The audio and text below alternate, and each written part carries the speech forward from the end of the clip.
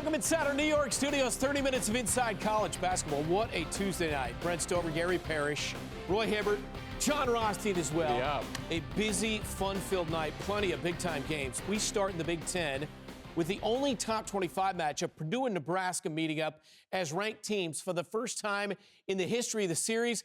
And this one lived up to the billing, GP, and then some. Early second half, Purdue's up 19. Braden Smith, a big three there. It's 46-24. Under 8 left. That's Sam Hoiberg, coach's son. Part of a 17-2 run by Nebraska. The Cornhuskers got it to 5. Now under a minute to play. Rink Mask. Offensive rebound. Going to get it back in. And one missed the free throw, but we are tied. Final seconds. Braden Smith. One shot to end it. Can't get it to go. So we are headed to overtime. In overtime, Purdue got strong. Dump it down. Oscar Clough. Big time play. You got to wrap him up there. Purdue wins it 80-77. They walked right into Pinnacle Bank and got them a victory. It was a furious comeback. Nebraska, their first lead of the game, didn't come until overtime, but Purdue able to withstand things in the closing moments. Nebraska now 1-3 in their last 4 games after starting 20-0. And for Purdue, 3 straight road wins against AP top 10 teams for the first time in program history. An incredible Big Ten game. Ties, lead changes. The games we've been having the last couple of days have been second to none, but we needed to see this again as a nation in order to again put Purdue back in the mix with the top of college basketball. We have been waiting for about a month, really, in my opinion, since early January when Purdue went to Wisconsin and chopped up the Badgers like a side of fries, for Purdue to again look like it was in vintage form. We saw that for the majority of the game tonight. Credit to Nebraska for coming back. But again, coming into the season, the epicenter of the sport was around one troika. Smith, Lawyer, Kaufman-Wren. Again, Purdue, for the first time in about 6 weeks, looked like Purdue. Yeah, for me, I think Purdue came out they were like a team on a mission. They started off the game on a 14-3 run. It's like you when you call games. I love this guy right here. Yeah. No, but they came out aggressive. And Braden Smith, he almost had a triple-double tonight, but he had some great pocket passes to Oscar Clough early on in that 14-3 run. And Oscar Clough, 14 points, 12 rebounds, a double-double. He's good. I've said before, when Zach Edey was here, they had to wait 5 seconds to post him up, 10 seconds for him to back down. This offense is just moving so much better now. And the last thing I'll say is Fletcher Lawyer. I think that he's had a little bit of a rough start the last month, I would say. Last 2 games, 18 points. He was efficient the first 18 points, but the second one tonight, he had 20 shots to get 18. So he was headhunting. He was looking for a shot. I don't love that, but it was good to see him fill up the stat sheet. I'm glad you mentioned him because in that final play we showed you, he gets into the arc, and it's almost like he's over-dribbling. He's stuck. I'm like, shoot it or get rid of it. He holds it, and then is able to dump it off to Clough. That was the difference in the game. And, John, you mentioned it earlier. The core of this team, they've been around so long. They've done everything except win a national championship. And, frankly, unless they do that, it's just going to be a season that didn't end the way they wanted it to end. Sometimes you see this, whether it's Florida's second national championship team under Billy Donovan. February can get a little boring because everything is about March. But Purdue, they've now backed that 3-game losing streak with a 3-game winning streak. And like John said, they're starting to look like the Boilermakers. You mentioned Braden Smith, 13 points, 10 assists, 8 rebounds in the win. Over in the ACC, North Carolina was flying high after their last second win over rival Duke Saturday. The Tar Heels looked to keep it rolling Tuesday against the Miami Hurricanes, which had lost 10 straight against top 15 teams. But the Canes in the first half, John, were out and running, already up by 4. Defense creating offense for Shelton Henderson. Miami up by 6, but North Carolina methodically going to tie the game. That's Jonathan Powell with the 3. 57-55. Renew Ernest Uday with the stuff. More here for Miami. Look at Trey Donaldson. He's having an all-ACC type season with the scoop and score. Canes are excited. Jay Lucas has his signature win. Miami 19-5, looking like an NCAA tournament team in year 1 under their new head coach. And they snap a 10-game losing streak against AP top 15 teams. For Carolina, they're 14-0 at home. All 5 losses coming in non-home games this season. All right, so we mentioned Duke, 4th-ranked Blue Devils. looking to bounce back on the road against Pitt. Oh, yeah, Caleb Foster, he's going to have a nice little right to left. He'll finish in the lane. Duke is up 8 now. Cam Boozer, he's going to pick and pop. This reminds me of Captain America. He just said this, I can do this all day long. Pitt's closing in. Isaiah Evans, he's going to have this three from the corner. Nice little baseline out of bounds play. And then Evans, again, he's going to pump fake and then nice little get him flying, catch him, and then hits that three in the corner.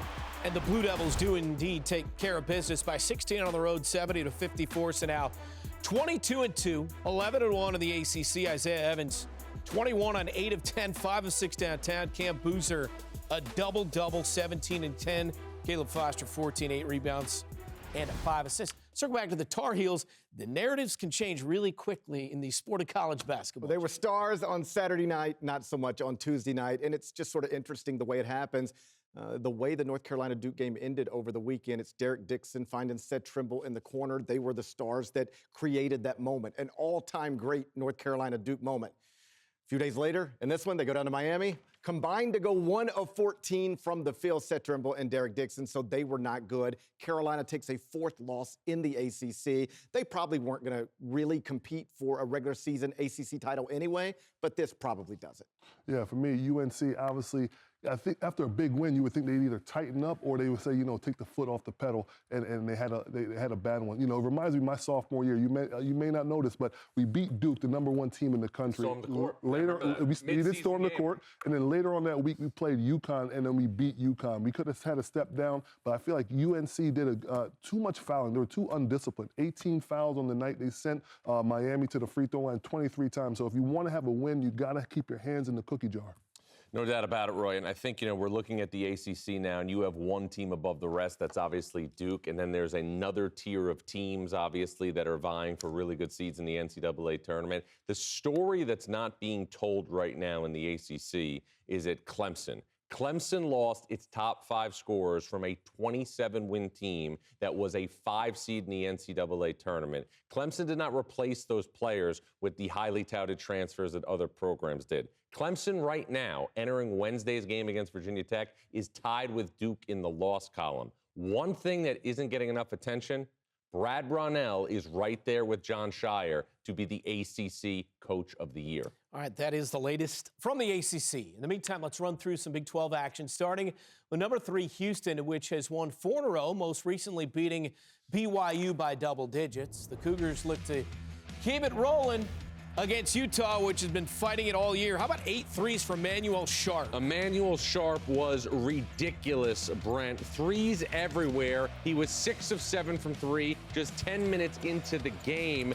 It was an expedition right now for Emanuel Sharp from all areas of the court. And there's another one. Sharp finishes with an incredible 8 3-point shot, 277 all-time, a Houston record. Yes, it is. 5th-ranked Iowa State in a dogfight at TCU tonight. So David Punch is going to keep TCU in this thing. They're down by 2 right now. He gets this one to go and 1. Misses the free throw, so we're tied 39-39. 9 minutes remaining. That's Micah Robinson. He had 17 points in this one. TCU up 6. Iowa State trying to get back in it. That is Taman Lipsey-Stowe. Yeah, and then Nate Heisey right here, 51-50 in deep, scores it, going back and forth, and then really late, final minute, 55-54, Iowa State, Jaden Pierre with a massive straightaway 3, and then Micah Robinson going to come down and put them up by 4 after this takeaway. He's able to save it, get it up eventually for Robinson to the finish. That dunk put them up by 4. It was a 12-0 run. Storm that court indeed. TCU beats 5th-ranked Iowa State. Meantime, BYU on the road against Baylor. AJ Dybantsa is going to drive to the hole. Nice finish right there. He'll make the free throw and 1. BYU is up by 12. Dybantsa, he's going to find Rob Wright. Maybe he should have dunked that. I'm not sure if he had that up. Second half, BYU is up by 12. Dybantsa again with the 2-handed flush. 99-94, 36. for Dybantsa. What about Iowa State struggling here on the road? Surprised, obviously, but we're seeing this all over the sport right now. It can be difficult to go into road environments and try to win conference games, particularly at this part of the calendar. Teams are getting picked off all over the country. Joshua Jefferson has been playing like a first-team All-American this season.